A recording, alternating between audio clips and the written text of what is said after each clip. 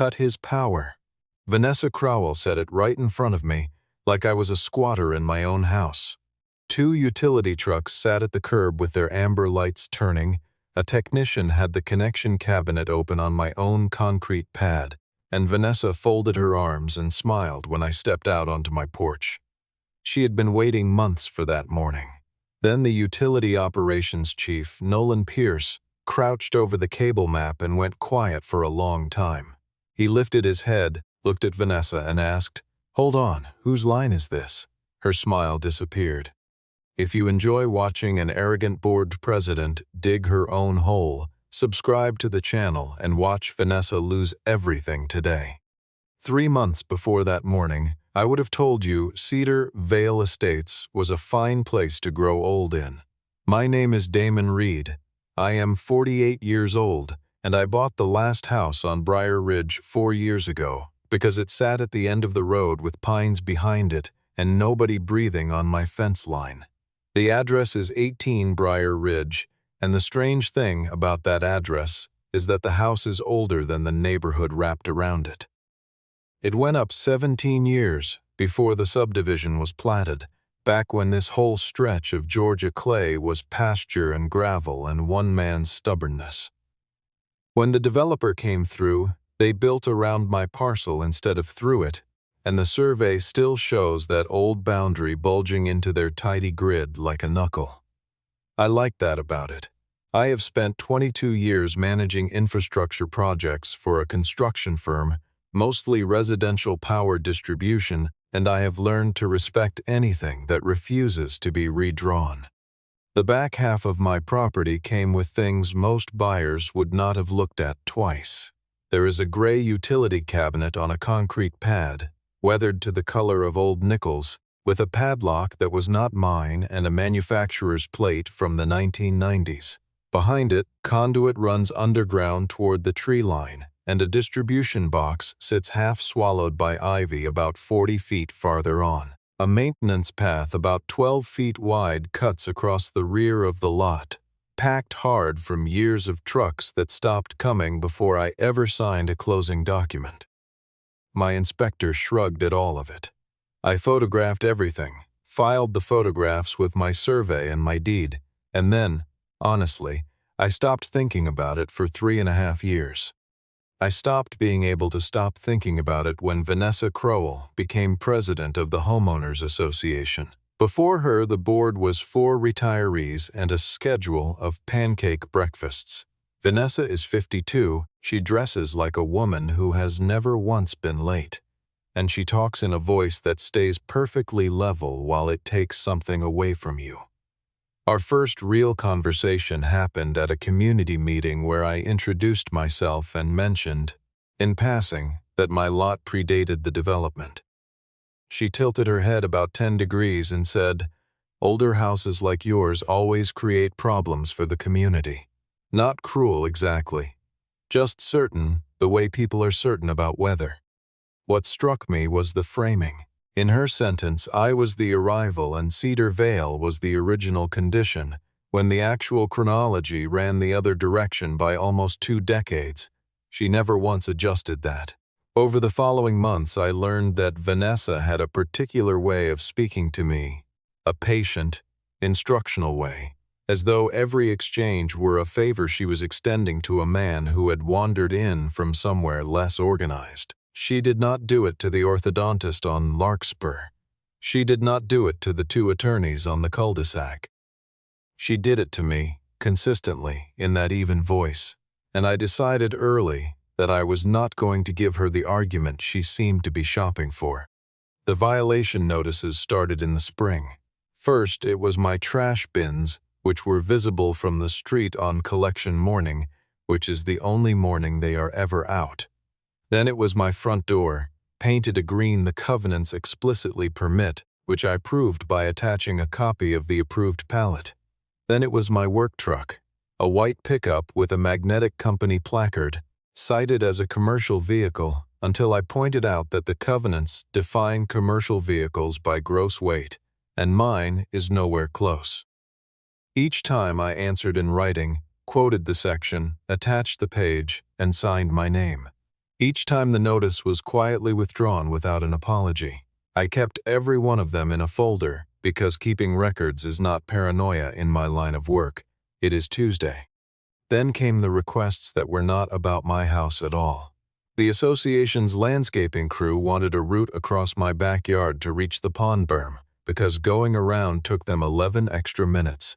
I said no, politely, twice. A note came from the management company suggesting I was being uncooperative with community maintenance.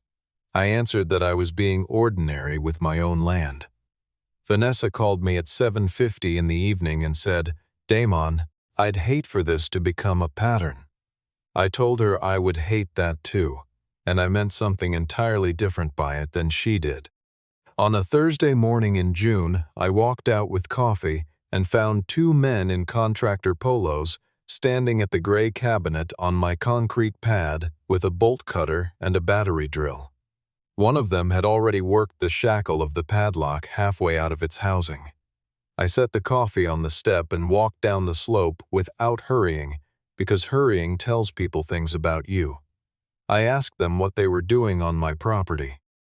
The supervisor, a decent-looking guy who clearly wanted no part of any of it, said, "Miss Crowell told us this equipment belongs to the HOA." I looked at the cabinet, then at the drill in his hand, and I said, "Then Miss Crowell should read my deed." Vanessa arrived 19 minutes later. I know because I checked the time when the contractor called her, and I checked it again when her car came up the road. She did not apologize, and she did not ask a single question about the property line. She got out, looked at the two men standing uselessly beside their van, looked at the cabinet with its padlock still intact, and said, "Damon, you can't obstruct a scheduled maintenance crew." That was the opening. Not what were they doing, not who authorized it, not is this yours. Obstruct. Like I had lain down in the road. I told her the crew had been about to cut a lock on equipment sitting on my parcel, and that nobody had contacted me, and that I would like to see whatever document she believed gave them entry. She smiled the small smile. "You own the house and the lawn," she said. "The electrical belongs to the community." She delivered it slowly, the way you deliver a fact to someone who is going to need a moment with it. I asked her if she was sure.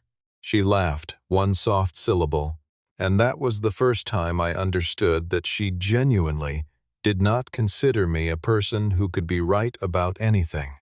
"Damon," she said, "I work with real estate attorneys every week. You manage job sites. Those are not the same thing.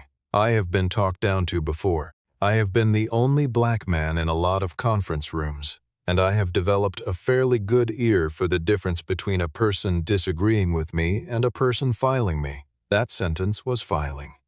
She was not evaluating my claim. She was explaining my category to me, and she was doing it in front of two contractors who suddenly found their boots very interesting. I did not argue the point, because arguing the point was the whole invitation. I told the contractors, plainly and without heat, that they needed to be off my land, and they left within 4 minutes, which told me they had never been shown any paperwork either. Vanessa stood there a while longer. She said, "Don't turn something simple into a technical debate," and then she drove away. I went inside, opened the closet where I keep the accordion file from my closing, and started laying documents across the kitchen table in the order I had received them. The survey is what caught me. On the rear third of the parcel, running along the conduit route, the surveyor had drawn a dashed line and lettered a note beside it. It reads, "Private electrical distribution, parcel 18, not a utility easement, not a common area. Private, and tied to the parcel number, which is mine." I read it 4 times, and then I went out with a flashlight and traced the conduit stubs by eye until the light was gone, because I wanted to know whether the drawing matched the dirt. It did. But a survey note is a description, not a history, and I did not yet understand how a private distribution line on my land had ended up on somebody's maintenance calendar. So the next morning I called the county records office and told a very patient woman named Doris exactly what I needed: the original subdivision plat. Every recorded utility easement touching parcel 18, the chain of deeds going back through the previous owner, and any development agreement filed between the county and the company that built Cedar Vale. She told me some of it was digitized and some of it lived in a basement, and I told her I had time. It took 11 days. The plat came first and it confirmed the shape of things.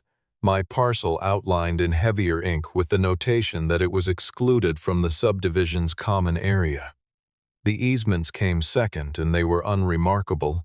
Water on the front, telecommunications along the road frontage, nothing crossing the back. The deed history showed a man named Walter Keene had owned the land for 31 years before selling to the couple I eventually bought from. And then the development agreement arrived as a scan of a scan, and buried on page 9 of a 22-page appendix was a phrase I read out loud in an empty kitchen. Temporary Common Facilities Electrical License. Not an easement. An easement runs with the land. It binds every future owner. It is the heavy artillery of property rights. A license is permission. Permission is personal, permission is revocable, and permission ends. The document was executed in 1998 between the developer and Walter Keene, and the term was written in a single clean line. 20 years. I sat down and did the arithmetic twice, once in my head and once on the back of an envelope because I did not trust my head. 1998 plus 20 is 2018. It was now 4 years past that. Whatever right anyone had ever held to run electricity across the back of my property had expired 6 years before Vanessa Crowell told 2 contractors to cut a padlock, and in all that time, nobody had signed anything new, because if they had, it would have been recorded, and it was not in the file. I want to be honest about what I felt, because it was not triumph. It was the specific unease you get on a job site when you find a load-bearing assumption that nobody has checked since the drawings were stamped. Something had been running for years on paperwork that had quietly stopped existing, and I did not yet know what that something fed. So I did what I would do at work. I stopped, and I verified before I said a word to anyone. I hired a private electrical engineer, a semi-retired man named Curtis Ballard, who had spent his career on utility interconnects, and charged me $850 to spend a Saturday on my property with a meter and a set of drawings. He walked the conduit route, opened the distribution box with my permission and his own tools, and photographed the internals. Then he sat on my tailgate with the county documents and the utility's public system maps spread across his knee and explained it to me in the order it made sense. The public utility, he said, owns everything up to the meter. Full stop. That is the ownership boundary, and it has been the ownership boundary since before either of us was born. Behind the meter, he said, is customer-owned distribution, and what I had behind my meter was not a simple house feed. It was a private feeder, a heavier run than a single dwelling needs, and it split into 2 branches roughly 60 feet past the cabinet. One branch was original, older insulation, serving the parcel itself, the house, and the old barn foundation, and a well pump that no longer existed. The second branch was newer, added around 1998 by the look of the fittings, and it ran east under the maintenance path toward the subdivision. Curtis tapped that second line on the drawing and said, "Somebody spurred off you. Legally, that's fine if there's paper. Is there paper?" I told him there had been, and that it had run out in 2018. He whistled, which from a man like Curtis is roughly equivalent to shouting.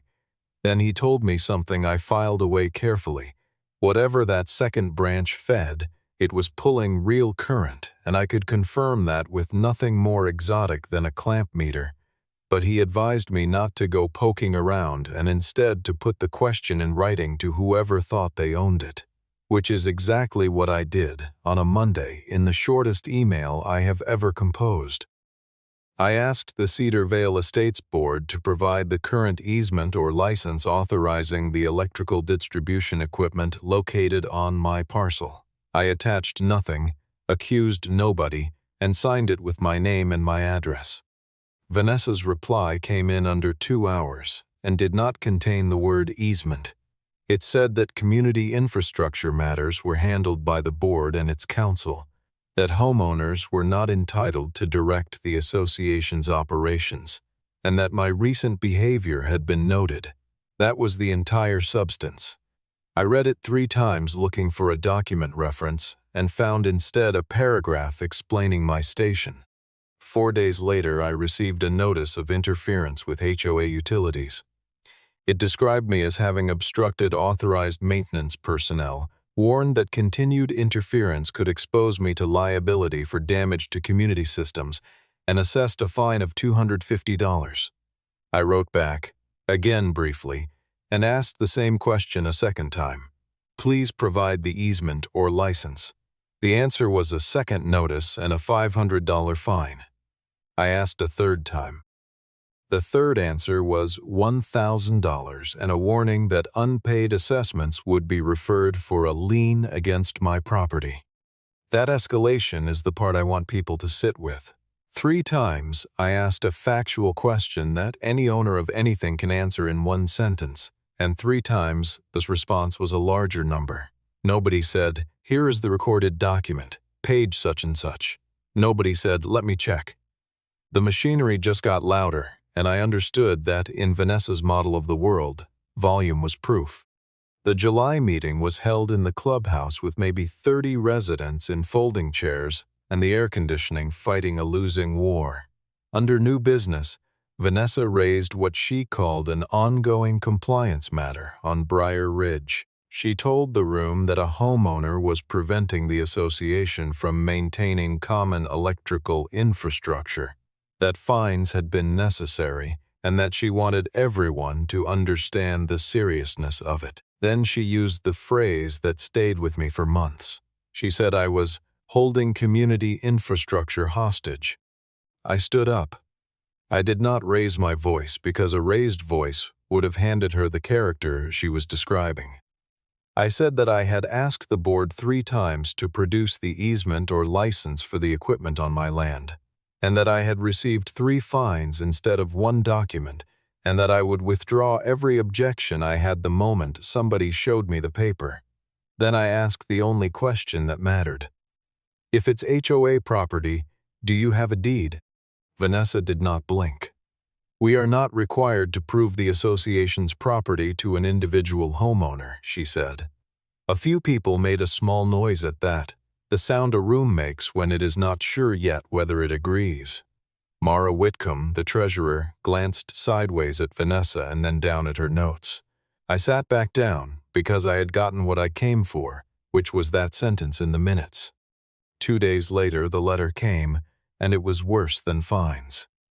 The association had submitted a formal request to the regional utility, alleging that a homeowner had made unauthorized interference with electrical equipment and requesting that related service be interrupted for a safety inspection. My name and address were in the body. Attached to the copy Vanessa forwarded me was a single line of her own, and I have never needed to read anything twice less than I needed to read that. It said, "Perhaps a few hours without power will make you more cooperative." They came on a Monday, early, the way these things always come. 2 utility trucks, an orange cone deployment that felt theatrical for a dead-end street, and 4 men in flame-resistant shirts. Vanessa arrived in a charcoal blazer with the management company's regional representative and the same contractor whose crew I had turned away in June. She had brought an audience, which told me she expected a performance. I finished my coffee at the kitchen window, put my folder under my arm, and walked out onto the porch.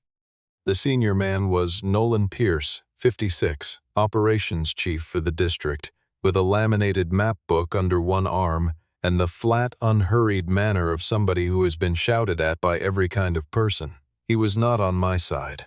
I want to be clear about that, because it is the reason any of this held up. He greeted me with a nod and no warmth whatsoever, the way you greet a name on a work order. Vanessa did not wait. She pointed at the gray cabinet on my concrete pad and said, "That's the cabinet. Disconnect Mr. Reed's service." Nolan asked her for the meter number. She turned to the management representative, who produced a folder, and she read out a number from the association's records with total confidence.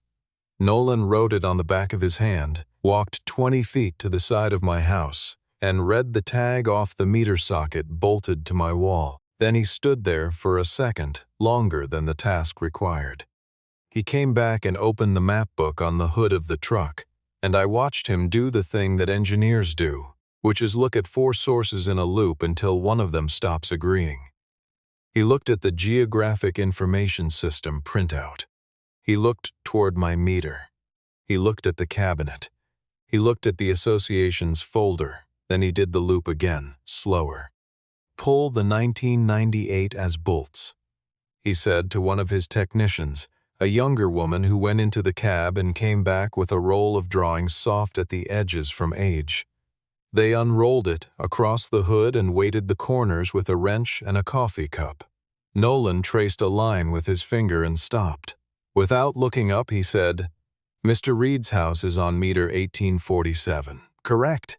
The technician checked and confirmed it. Nolan straightened up and pointed at the cabinet Vanessa wanted opened. "Then, this circuit doesn't feed his house," he said. Vanessa's patience finally showed a crack, and it was not a loud crack, which somehow made it worse. "It's on his land," she said. "Cut it." Nolan lifted his head and looked at her for a long moment, and then he asked the question that ended her, and he asked it mildly, the way a man asks about the weather. "Hold on. Whose line is this?" I did not answer right away. I have been in enough rooms to know that the silence after a question like that does more work than any sentence I could offer. Nolan turned to me and asked, without any particular friendliness, whether I had documentation for the parcel. I said I did. I handed him the survey with the private distribution notation, the recorded plat showing my exclusion from the subdivision, and the 1998 development agreement with the licensing appendix. He read standing up in the sun for about 6 minutes. Nobody spoke. The contractor drifted back toward his van. The management representative looked at his phone and then decided not to. I watched Vanessa's posture change by increments, arms still crossed, chin still level, but her weight had shifted onto her back foot and she had stopped smiling somewhere around minute 2. Nolan handed the pages back and said, to the group generally, "The utility owns the service up to the meter. Everything on the far side of that meter is private distribution. That's not a judgment call, that's where our ownership ends." "It belongs to the association," Vanessa said. "This document doesn't say that," Nolan answered. He said it without triumph. He said it the way you read a gauge. Then he turned to me. "This parcel is titled to you." "It is," I said. He looked back down at the map, put his finger on the feeder route where it crossed my rear boundary, and headed east under the maintenance path, and delivered the sentence that rearranged the entire morning. Then, "Miss Crowell has just asked us to cut a private line that the association hasn't demonstrated it owns." The young technician had gone quiet at the cabinet with a clamp meter around one of the conductors. She stood, wound the lead, and came back over with an expression I recognized from 100 job sites, the look of somebody who has found the thing nobody wanted found. "Nolan," she said, "this circuit isn't feeding the Reed house." "What is it feeding?" he asked. She glanced east, toward the trees, toward the road that curved away to the main entrance. "It looks like the association's common facilities," she said. Vanessa did not say anything at all. It took Nolan about 40 minutes to establish what actually hung on that feeder, and he did it methodically, with the as-builts, the clamp meter, and 2 phone calls back to the district office. The second branch left my parcel under the maintenance path and ran east along the old fence line before turning north toward the entrance. On it were the main gate operators for both leaves, the camera and call box at the gate, the clubhouse panel, the irrigation controller for the entrance beds and the pond berm, the fountain pump in the retention pond, a stretch of landscape lighting along the boulevard, and the small maintenance building where the association stores its equipment. Not 200 homes. I want to be precise about that, because the number matters, and because the truth was already bad enough for Vanessa without inflating it. Every house in Cedar Vale, including mine, has its own meter and its own service drop from the public system, and none of them touched that feeder. What hung on it was everything the association owned and operated in common, which is to say everything Vanessa's authority was visible through. The gate that told you this was a nice neighborhood. The lights that made it look like one after dark. Vanessa recovered her voice and used it to change directions so fast it was almost impressive. "All right," she said. "Then leave it alone. We'll handle it internally." Nolan closed the map book. "That's not how this works now," he said. A disconnection request had been submitted to the utility with a property description that did not match the physical system. Whether that was error or something else was not his call, but the file existed, it had a number, and an interruption had been requested on equipment whose ownership was now formally in question. He told her the district would be opening an ownership review, and that until it closed, the answer was simple. "Nobody touches this system until ownership is established," he said. "Not us. Not your contractor. Not the homeowner."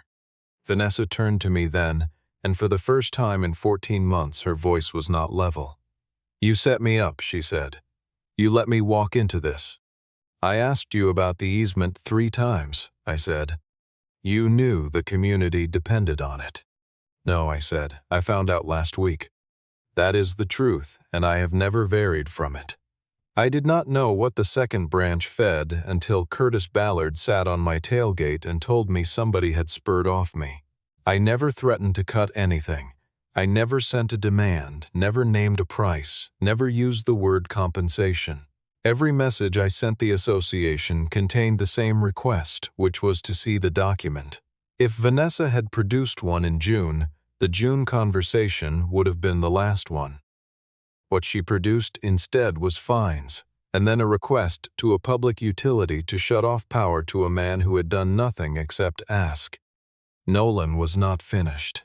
Back at the truck, he had pulled the original service record for the feeder, the account under which the 1998 work had been permitted and energized, and he asked me to look at the name on it because it did not read Cedar Vale Estates Homeowners Association. It read Briar Ridge Parcel Utility Account. My parcel.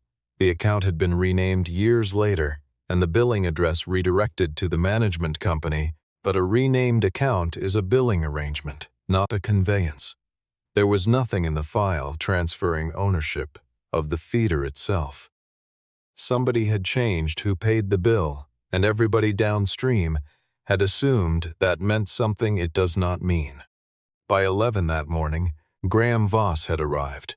He is the association's attorney, 61, gray, with reading glasses he keeps pushing up into his hair and then hunting for. He came onto my driveway expecting, I think, to spend 15 minutes calming a homeowner and then go to lunch.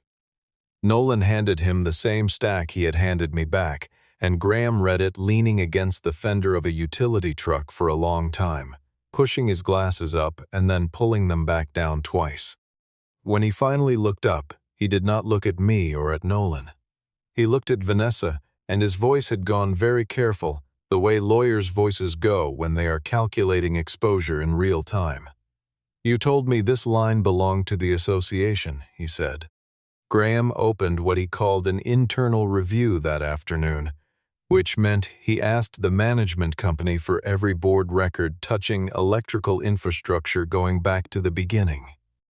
I kept working the county side, because Doris in records had gotten interested in the puzzle, and because I wanted the history complete rather than convenient. Over the next 2 weeks the two halves came together, and the picture that emerged was not a conspiracy. It was something more ordinary and, in some ways, more damning, a large mistake that 4 sets of people had each assumed somebody else had handled. In 1997, the developer had a problem. They needed power at the site before the public utility would build out primary distribution to a subdivision that did not exist yet, and they needed it for a sales office, a gate, an irrigation system, and 2 pond pumps. The nearest existing service of adequate capacity was on the Keene parcel, the pasture at the end of what would become Briar Ridge, owned by Walter Keene, who had held that ground since the 1960s. So the developer went to Walter and asked to tap his feeder. Walter said yes. According to the agreement, he said yes for $1 per year and a handshake reason that comes through even in the legal language. He wanted the development built because he had already contracted to sell the front acreage, and the project stalling would have cost him. He was not a fool about it, though. He would not grant an easement. He granted a license for a term of 20 years, and the agreement includes a clause I have read probably 50 times. It says that upon expiration the parties shall execute a successor agreement, or the association shall construct independent service at its own expense. Nobody executed anything. Walter sold and died. The developer dissolved after the last lot closed. 3 boards came and went at Cedar Vale, each inheriting a system that worked and a line item that got paid, and not one of them ever asked where the authority came from, because things that keep working do not generate questions. The license lapsed in 2018 while a board president I never met was arguing about mailbox posts, and the gate kept opening, and the fountain kept running, and the fact of it simply sat there in a county basement waiting for somebody to send a bolt cutter onto my property. That was the first layer. Graham found the second, and the second is the one that changed the temperature in the room. In the association's operating budget, going back at least 11 years, there is a recurring line item collected from every homeowner. It is called the Electrical Infrastructure Maintenance Fee. Depending on the year, it ran between $18 and $31 per household per quarter, and the budget narrative that accompanied it described it, in language that barely changed from year to year, as funding the upkeep of the association's electrical assets. I did not accuse anybody of stealing. I want that on the record because it would have been the easy move and it would have been wrong. The money was almost certainly spent on real things. Bulbs, a gate operator rebuild, an irrigation controller, a service call on the fountain pump. Nobody was buying boats, but the description was false in a way that 400 families had been paying for. And when Graham laid the budget pages next to the license appendix at the follow-up board session, I asked the only question I had. If you don't own it, what has that money been maintaining? Mara Whitcomb, the treasurer, went white. She is 45. She took the treasurer job because nobody else would, and she had signed off on that budget line 4 years running on the reasonable assumption that a line item that predated her by 7 years had been examined by somebody at some point. She said, very quietly, that she had never seen a deed or an easement for any electrical asset, and that she had never thought to ask for one, and that she would like to know why the association's counsel had not been given the license agreement when he was hired. Vanessa's answer was immediate, and it was the wrong answer. This is a legacy problem, she said. These decisions were made by prior boards. I inherited it. Which was true and irrelevant, and I said so in 11 words. Prior boards didn't order the power cut at my house. That is the hinge of the whole thing. Everything before Vanessa was negligence spread thin across 2 decades and half a dozen well-meaning volunteers. What Vanessa added was the escalation. She did not inherit the fines. She did not inherit the notice calling me an interference risk. She did not inherit a request to a public utility to interrupt service to a residence. And she certainly did not inherit the sentence about a few hours without power making me cooperative, which by then Graham had read, and which I watched him read. Then Graham found the signature. The disconnection request the association filed with the utility has a certification block near the bottom, A small box with small type, and the person signing it certifies that they are the authorized representative of the owner of the affected equipment. Vanessa had signed it. Her name, her title, the date. Not the management company, not counsel, her. Graham set the page in front of her and put his finger on the box. "Vanessa," he said, "why did you sign this?" For the first time since I had met her, she had nothing. Not a redirection, not a correction, not a level-voiced explanation of what I did and did not understand about real estate. She looked at the page, and then at the middle distance and said nothing at all, and the silence went on long enough that Mara looked away out of something like embarrassment. The emergency meeting was the following Tuesday, and the clubhouse was full. In a way, it had never been for a pancake breakfast.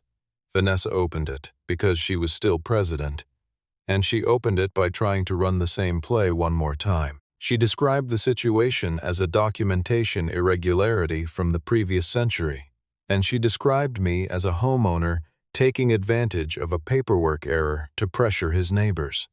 She used the word neighbors twice. It was a good line, and it landed on maybe a third of the room. I did not respond to it. I had spent 2 evenings assembling a folder, and I walked up front and set it on the table and went through it in order, without adjectives. The deed, showing title in my name. The recorded plat, showing my parcel excluded from the subdivision and its common area. The survey, with the private distribution notation. The 1998 license, with the 20-year term. A 1-page timeline showing the expiration date and the 6 years since. Curtis Ballard's diagram of the feeder and its 2 branches. The disconnection request with Vanessa's signature in the owner certification box. My 3 emails asking for the easement, printed with their timestamps, and the 3 fines, printed with theirs, so that anyone could lay them side by side and see that each request for a document had been answered with a larger number. Vanessa said, "You're interpreting these records in the way most favorable to yourself." I turned to Nolan Pierce, who had come at Graham's request to explain the technical side, and who had made it clear he was there as a neutral party and would leave if it turned into a shouting match. I asked him whether my reading of the ownership boundary was correct. Nolan stood up, put his hands in his pockets, and said, "No, Mr. Reed has it right." 6 words, no elaboration, and the temperature of the room changed so completely that Vanessa actually looked around at it. Mara asked the question that finished the evening, and I do not think she planned it. She asked Nolan what would have happened if, on that Monday morning, Vanessa had gotten exactly what she requested. Mr. Reed's house would still have power, Nolan said. The silence that followed had a texture to it. Somebody in the 3rd row said, "Wait," out loud, to nobody. "And the association?" Mara asked. "The common facilities on that circuit would have gone dark," Nolan said. "The main gate, the gate camera and call box, the clubhouse, the irrigation controller, the fountain pump, part of the boulevard lighting, and the maintenance building. The gate operators would have failed to whatever position they're set for. That's a conversation with your insurance carrier, not with us." So there it is. Vanessa Crowell stood on my driveway and ordered 2 utility crews to cut my power. And if those crews had been less careful than they were, the only thing that would have gone dark in Cedar Vale Estates that morning was Cedar Vale Estates. My coffee maker would not have noticed. The gate would have stopped working, the cameras would have gone down, the pond would have gone still, and 400 households would have spent the day calling the management company while I watched from my porch with the lights on. A board member named Ellis, a soft-spoken man who sells insurance and had never said a word at any meeting I attended, raised his hand and asked Graham the last question of the night. "So we fine Damon for stopping us from tampering with his own property." Graham took his glasses off. "Essentially," he said, "yes." Vanessa was not done, which by then I had stopped finding surprising. 2 days after the meeting, I received a proposal on association letterhead.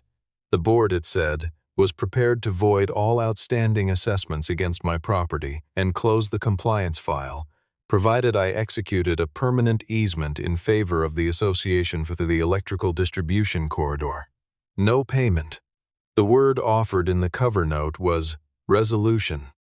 I read the draft twice and then I marked it up in red like a set of shop drawings. It granted the association and its agents access to the rear third of my parcel at any time without notice. It permitted excavation, equipment replacement, and, in one memorable phrase, expansion of capacity as community needs require, which is a blank check written on my dirt. It contained no insurance requirement, no restoration obligation beyond reasonable efforts, and no term. In perpetuity. Free. I declined, and I declined in writing, and my refusal had nothing to do with money.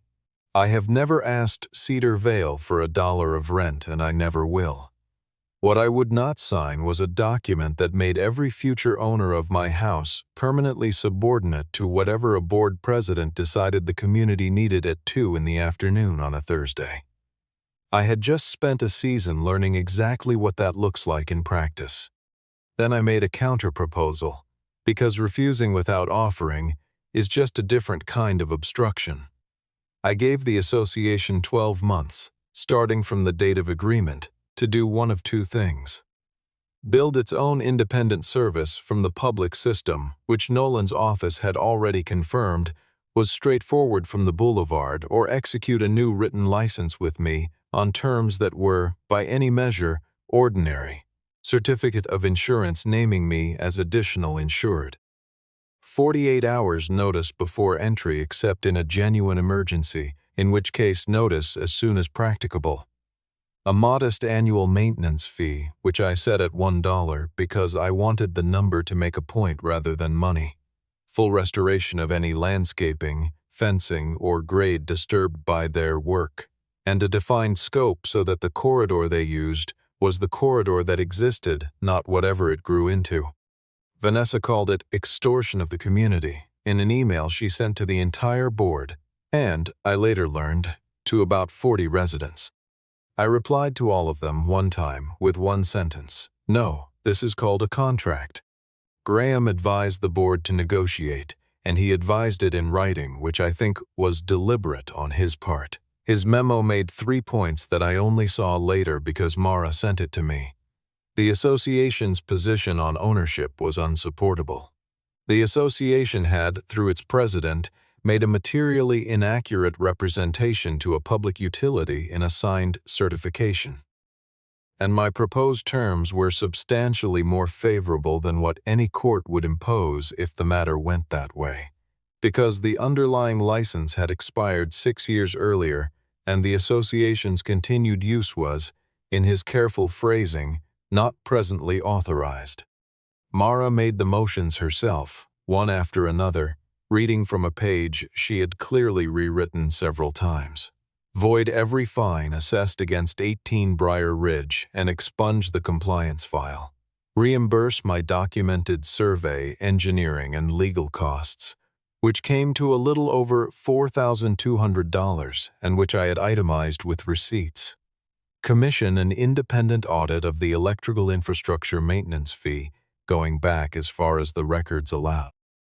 Amend the association's procedures so that no officer, including the president, could submit a service request or disconnection request to any utility without a board vote and council's review.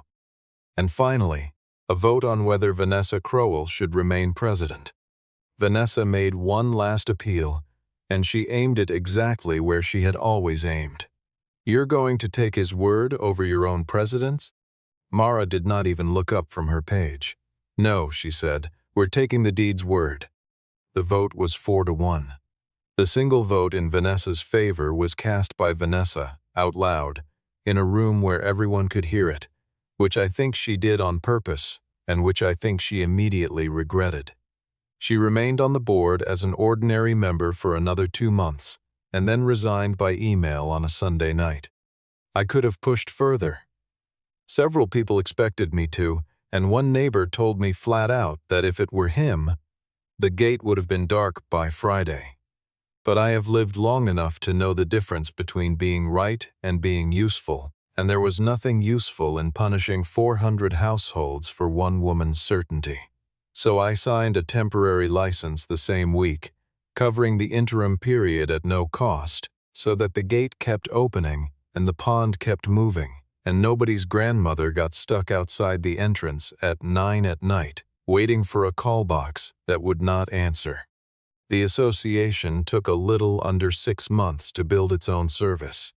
The utility ran a new secondary from the boulevard to a pad-mounted transformer near the clubhouse, and the contractor trenched a proper distribution loop out to the gate, the irrigation controller, and the pond.